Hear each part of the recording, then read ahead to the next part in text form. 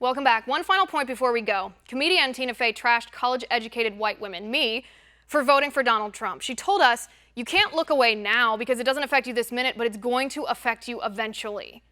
A lot of this election was turned by kind of white, college-educated women who now would maybe like to forget about this election and go back to watching HGTV. And I would want to urge them to, you can't look away.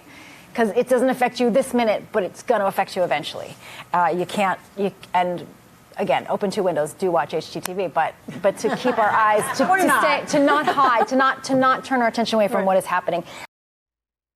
All right, I can't speak for all college-educated white women, and for that matter, neither can Tina Fey. But let me tell you why I voted for Donald Trump. I voted for Donald Trump because Tina Fey didn't. I voted for Donald Trump because feminists across the country, from Cecile Richards to Madeleine Albright, from Lena Dunham to Hillary Clinton, told me I wasn't a real woman unless I voted for Hillary Clinton. And you know what? That is the most sexist thing I have ever heard. You feminists and your glass ceiling, your outrage over the debunked gender pay gap, your pink hats, your brigades decrying President Trump, your threats against my womanhood if I didn't toe your line and vote for the feminists most high. You feminists didn't say anything when Hillary Clinton trashed young black people as super predators. You feminists didn't say anything when Hillary Clinton refused to say the words radical Islamic terror. You didn't stand up for the Muslim women victimized by ISIS. You didn't stand up for the 14 Yazidi girls burned alive in a metal cage because they refused to be the sex slaves to the terrorists.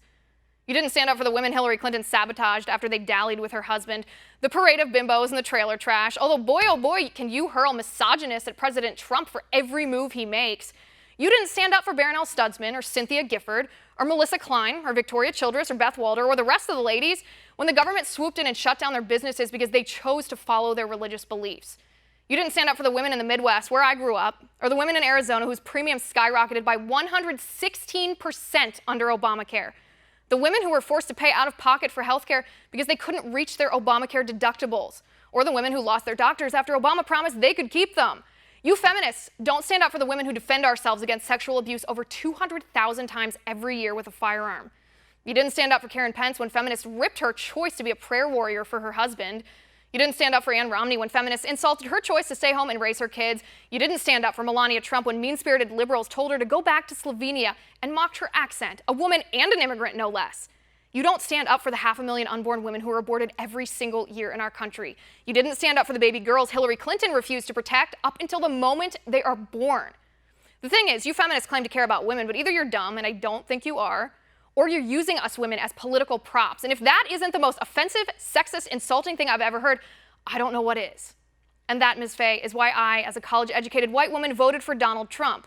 And by the way, you might want to check your facts. Planned Parenthood only performs less than 2% of pap smears in our country, a tiny, tiny smidge, but they do commit over 30% of abortions. And that's my final point. You can reach me on Twitter at Liz_Wheeler.